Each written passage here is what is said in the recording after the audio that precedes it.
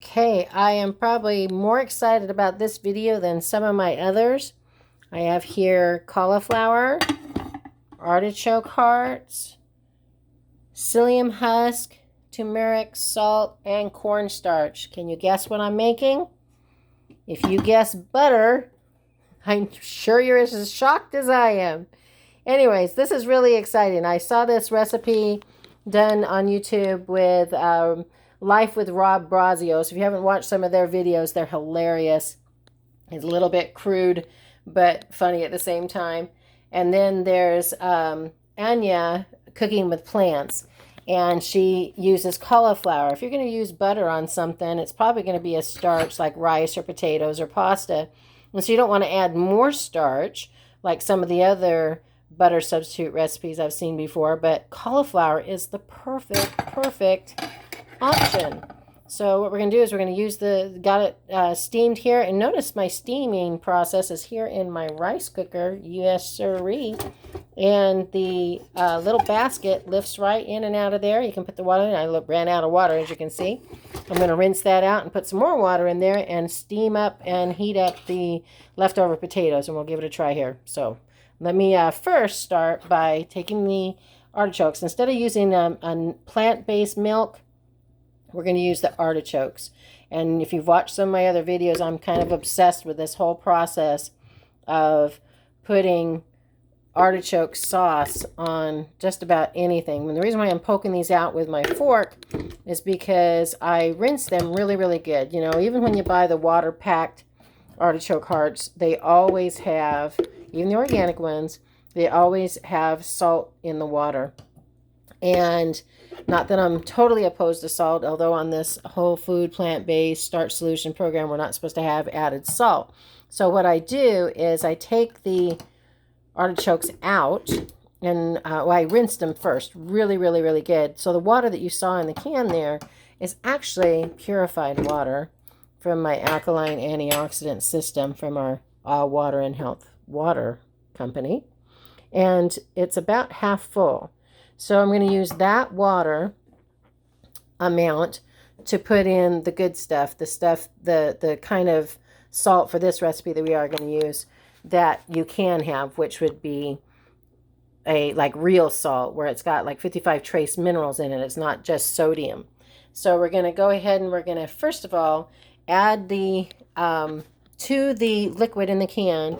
We're going to add the cornstarch, because if you ever worked with cornstarch before, you know it doesn't play nicely in warm water. So don't even think about adding it to a recipe that you're doing on the stove. But by mixing cornstarch in cold water, it just creams right up and dissolves completely. So as you add it to the recipe at the later point, you have no lumps, nothing. And you're using a blender anyway, so you're not going to have a lot of lumps anyways. But I'm just going to pour that now. We're going to pretend that is our plant milk, but it's just cornstarch and water. And we're going to put in our cauliflower. I'm going to put in a good fair amount of that. We're pretty much doubling the recipe today. Let me get that in there. Okay, we've got that in there. Now we're going to dump in the heaping teaspoon of psyllium husk, or actually it's about 1 teaspoon of psyllium husk. We're going to also dump in a little bit of turmeric there in the corner there to give it just a little bit of yellow coloring, and then our little bit of salt that you'll see in the recipe below. Tap that on out of there. That turmeric wants to stick. And then we're going to put the lid on and give it a big whirl. Okay, the taste is in the butter. Good texture. The other recipes use the psyllium husk to thicken it up, but I added the cornstarch to give it a little bit more texture. There's still seem to be a little bit too watery for me. Let's see how it holds up on the toast. While we're waiting for the toast to pop up, I'm going to show you this Ezekiel bread. Now, this has been used quite frequently in the whole food plant-based community. I am severe celiac. I don't even want to think about getting a crumb of wheat, rye, or barley on my plate. But years ago, back in 2003, when I first found out that I was gluten intolerant, as severely as I am, I did use Ezekiel bread, and I don't remember having a problem. So this is a brave moment for me to try this again, because this is sprouts. And this is the sprout, not the flour, the grain part of it. And so, as described in, it says the Holy Scripture verse, Ezekiel chapter 4, verse 9, it says, "Take also unto thee wheat and barley and beans and lentils and millet and spelt, and put them in one vessel and make bread of it."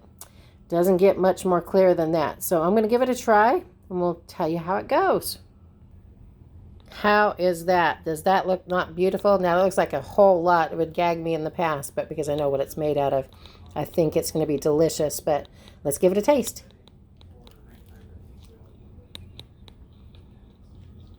Oh, my tasty word. I can just imagine that on our potatoes tonight. Tossed in pasta. Good old plant-based at its best.